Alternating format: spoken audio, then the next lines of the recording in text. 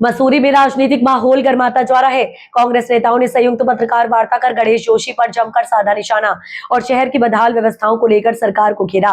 कांग्रेस नेता अनुज गुप्ता ने आरोप लगाया कि मंत्री द्वारा उन्हें जेल भेजने जैसे बयान दिए जा रहे हैं, लेकिन वे किसी भी प्रकार के दबाव की राजनीति से डरने वाले नहीं है। अनुज गुप्ता ने कहा कि हम मसूरी की आवाज है। शहर में जिस तरह अव्यवस्थाएं बढ़ रही है उसके खिलाफ आवाज उठाते रहेंगे, चाहे इसके लिए हमें 10 बार जेल क्यों ना जाना पड़े। वसूली मंत्री और घोटाले के आरोप। कांग्रेस नेता ने मंत्री गणेश जोशी पर गंभीर आरोप लगाते हुए कहा कि वह वसूली मंत्री के रूप में जाने जा रहे हैं। उनका दावा है कि मसूरी देहरादून विकास प्राधिकरण वसूली का अड्डा बन चुका है और शहर विकास के बजाय अव्यवस्थाओं की ओर बढ़ रहा है।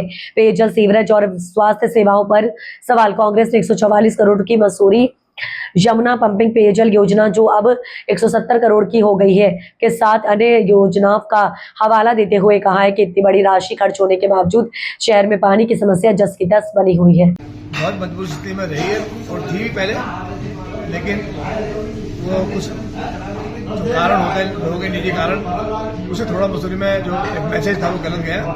लेकिन आज की तारीख में हमारे निवर्तमान अध्यक्ष हमारे बगल बैठे, ये जो नगर पालिका अध्यक्ष जो थे वो भी हमारे साथ में है। तो कांग्रेस तो मजबूत होगी और तो इस समय जो है जो अंडर करंट से बोलते हैं वो भारतीय जनता पार्टी के खिलाफ है। हमारे मसूरी विधानसभा में सब जगह है, क्योंकि देखिए हम लोग तो सभी लोगों के संपर्क में रहते हैं और मसूरी में जिसको भी पार्टी टिकट देगी, जिसको भी देगी, वो अच्छा सोच समझ देगी, सीनियर आदमी को देगी, तो हम लोग उसके लिए काम करेंगे, पार्टी के लिए काम करेंगे।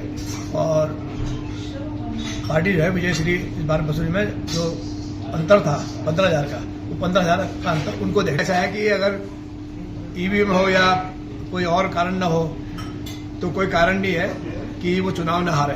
वो चुनाव हारेंगे, वो 21,000 बोल तो 21,000 की मन मुराद भी पूरी कर देंगे। इस बार 21,000 से हरा देंगे, कोई दिक्कत नहीं है, क्योंकि जो चुनाव में जो है नया जोश, नया जो जुनून पैदा हुआ है वो देखिए मसूरी से मैसेज है। हालांकि मसूरी में वोट बहुत कम है, वोट तो सारा नीचे है, देहरादून शहर में तलहटी में है, लेकिन मैसेज मसूरी का था, मैसेज मसूरी का है और रहेगा। तो ये परिवर्तन जो है उनके लिए, उनको पता है कि परिवर्तन हो रहा है और उनकी जमीन जो है नीचे से खाली हो चुकी है। जिस समय आएगा जब टिकट मिलेगा, पहली बात तो टिकट पार्टी का अंदरूनी मामला है, वो टिकट दे उनको ना दे उनकी मर्जी है। दावेदार तो बहुत है, हमारे यहाँ बहुत है, पर मैं ये कह रहा हूँ कि वो चुनाव लड़ेंगे, बहुत अच्छा होगा, लड़ेंगे तो कम से कम उनको भी हार का स्वाद मिलना चाहिए। कई मुद्दे हैं, आप लगा लीजिए कि पूरी सरकार ही भ्रष्ट है। सरकार मतलब इवन नीचे लेकर ऊपर तक जितने विभाग हैं सब कहाँ भ्रष्टाचार नहीं है, बताओ आप। मतलब ये कि एक गरीब आदमी जिसका मकान बनता था उसे पत्थर बजरी फ्री मिलता था, आज कौन सा मिल रहा है मुझे बताइए। क्योंकि वो पैसे दे रहे हैं, खुलेआम बोलते हैं कि हम तो पैसे दे रहे हैं क्विंटल पे। शराब आप लगा लीजिए, शराब कहाँ कौन की दुकान, क्योंकि ये तो टूरिस्ट पैलेस है ना, शराब बोतल पर कमीशन है तो कोई तो ले रहा हुआ ना भाई। और जब वो ले रहे तो जो बाहर जो दुकान सेल्समैन वो भी ले रहा है। तो ये इस तरह के बहुत जो निम्न स्तर के काम है उसमें भ्रष्टाचार है। आप लगा लीजिए जो अभी एमडीडीए की बात कही, आप पानी की बात कही, ये जब ये स्वीकृत हुआ था, ये लगभग 100 करोड़ रुपए की योजना थी पानी की जो यमुना से, और आज ये 170 करोड़ पहुंच गई। तो ये लगा लीजिए आप कहाँ है वो टैंक, तो है सिविल लाइन लगा लीजिए। अभी बताया था अनुज ने कि 50 करोड़ का है, 45 करोड़ रुपए का घोटाला बिल्कुल जो कैग की रिपोर्ट है उसमें हुआ। तो ये तो बहुत छोटे जो पकड़ में आ रहे हैं, जो है उद्यान विभाग में कितने घोटाले हुए हैं, लोगों को जो सामान दिखाया वो पहुंचा ही नहीं स्वर्ण न्याय पंचायत में। तो ये सब चीजें धीरे धीरे सब सूचना के अधिकार में निकलती है, इकट्ठी हो रही है और लोगों को समझाया जा रहा है, लोग समझ भी रहे हैं। अभी रिम्स का पैसा बटा, गणेश जी के पिताजी का पैसा नहीं है, वो जनता का पैसा, गरीब लोगों का टैक्स का पैसा जो जा रहा है, वो असमानता हुई इसमें। उन्होंने भारतीय जनता पार्टी के कार्यकर्ताओं का पैसा बांटा है, ठीक है ना। चिन्हित लोग हैं, एक गांव में अगर 7 संस्थाएं हैं, छोटे से गांव में भी 7 कमेटियां हैं, तो उनमें कमेटी के जो मुख्य लोग तो उनको 7 को दे दिया, बाकी छोड़ दिए। तो वो लोग तो अपना गुस्सा निकालेंगे हैं। आप जो है जो आपदा जो मुख्यमंत्री हाथ में पैसा है वो जिलाधिकारी को बांट रहे हैं आप, अभी अखबार में छपा था आपके। तो वो भारतीय जनता पार्टी कार्यकर्ता बांट रहे हैं 10 लाख रुपए, 5 लाख रुपए, 7 लाख रुपए, वो तो पैसा जनता का, गरीब लोगों का है। तो ये मुद्दे ही तो है सारे, त्रिपंजन फेल है और जनता का जवाब बहुत जल्दी जो है इसी आखिरी साल में जो देगी 27-26 में, क्योंकि सरकार की तैयारी, जो प्रधानमंत्री जी यहाँ आए तो ये तैयारी जो है, तो इसको जवाब इसी साल देगी। जवाब दिया, कोई गुटबाजी नहीं है, उनको भगवान सद्बुद्धि देगा तो वो रहेंगे। तो ऐसा है ना कि क्यों, अब अति का तो अंत होता ही है, अति का अंत होगा और जो लोग गुटबाजी करेंगे वो अपना बाहर निकल जाएंगे, चिन्हित हो जाएंगे और कोई बख्शिश उन पर नहीं होगी। तो आप ढूंढे पत्रकारों का काम ढूंढना, आप सवाल करें कि आप स्लीपर से नहाए नहीं है, मुझे तो मालूम नहीं है। आप ढूंढे, उनसे पूछे भाई क्यों नहीं आ रहे हैं, गुस्सा किस बात का है? आप तो बड़े पर्दे पे हैं, सब आप सबसे ऊपर हैं और सबसे ऊपर रहेंगे, भविष्य में भी सरकार बनेगी, आप ऊपर ही रहेंगे। तो मैं ये नहीं कहूंगा कि कौन स्लीपर सेल क्या है, लेकिन मैं नारायण लोगों से ये जरूर कहूंगा कि वो कांग्रेस का ध्यान करे, वरना उनको पछतावा। अभी कुछ दिन पहले प्रेस के माध्यम से मुझे पता लगा था कि हमारे जो कैबिनेट मंत्री है मसूरी के और जो मसूरी से विधायक भी हैं, उनके द्वारा क्या गया था कि मैं अनुज गुप्ता को जेल भेजने का कार्य करूंगा। तो मैं आज खुले तौर पर उन्हें चुनौती देना चाहता हूं कि मंत्री जी मेरे को धमकी देना बंद करें, मैं आपसे डरने वाला नहीं हूं।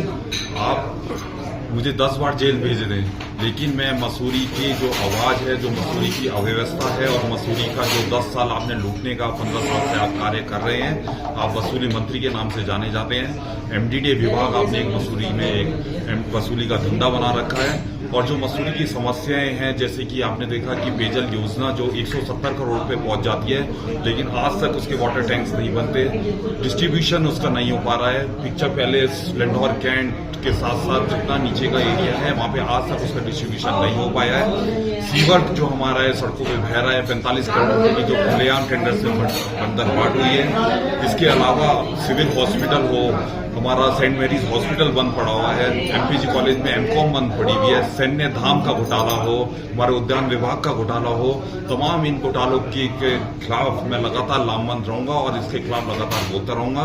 आप इन धमकियों से मेरा मुंह नहीं बंद कर सकते और क्योंकि संवैधानिक तौर पर आप मेरे को जेल नहीं भेज पाए, ठीक है, आप पावरफुल हैं, आप इस टाइम मंत्री पद पे हैं, आप चाहें तो मुझे भेज सकते हैं, क्योंकि आप ही तय कर रहे हैं कि कौन जेल जाएगा कौन नहीं जाएगा। तो मुझे संविधान पे पूरा विश्वास है, बाबा साहब के जो संविधान है उस पर पूरा विश्वास है और जो लड़ाई है, जो मसूरी को बचाने की लड़ाई है, वो तौर पे मैं लगातार लड़ता रहूंगा और आप इन धमकियों से जेल भेजने की मेरी आवाज बिल्कुल बंद नहीं कर पाएंगे।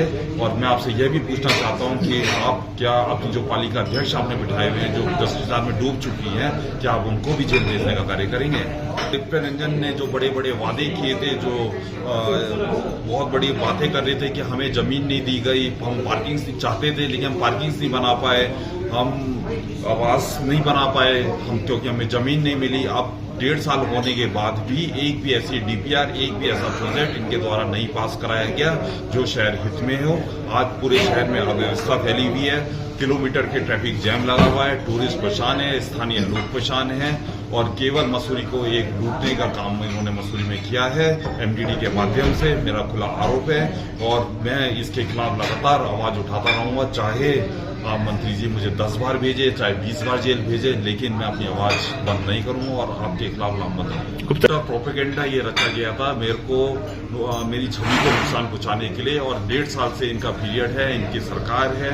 आप देख सकते हैं कि आज तक कुछ भी इसमें सिद्ध नहीं हो पाया है, क्योंकि सब चीजें नियम कानून के तहत की गई थी, परमिशन के तहत की गई थी और कोई भी ऐसा कार्य मेरे द्वारा नहीं किया गया था जिसमें ये कह सके कि भ्रष्टाचार किया है। बहुत ईमानदारी से और शहर हित में जो कार्य किए गए थे और ये केवल एक प्रोपेगेंडा रचा गया था मेरी छवि को नुकसान पहुंचाने के लिए। क्या मानते हैं 2027 कांग्रेस का होगा?